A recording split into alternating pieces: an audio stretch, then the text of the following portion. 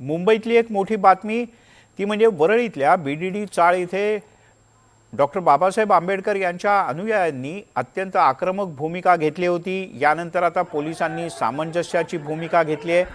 आंबेडकर अनुयायी यांची समजूत काढण्यात पोलिसांना अखेर यश आलं आहे। डीजेवरील बंदी आता उठवण्यात आली आहे। काही नियम घालण्यात आलेत आणि त्या नियमांच्या अधीन राहून डीजे वाजवायला पोलिसांनी परवानगी दिली आहे। गेल्या 1 तासापासून इथे रास्ता रोको आंदोलन करण्यात आलं होतं। हे रास्ता रोको आंदोलन आता मागे घेण्यात आलंय। जांभोरी मैदान इथे आता रस्ता पुन्हा सुरू झाला असून इथली बाबासाहेब आंबेडकर यांच्या जयंतीच्या निमित्तानेची मिरवणूक सुद्धा सुरळीतपणे सुरू झाली आहे। पोलिसांनी काही नियम आणि अटी घातलेत आणि त्या नियम आणि अटींच्या अधीन राहून बाबासाहेब आंबेडकर यांची जयंती साजरी करायला आणि इथे डीजे वाजवायला पोलिसांनी परवानगी दिली आहे।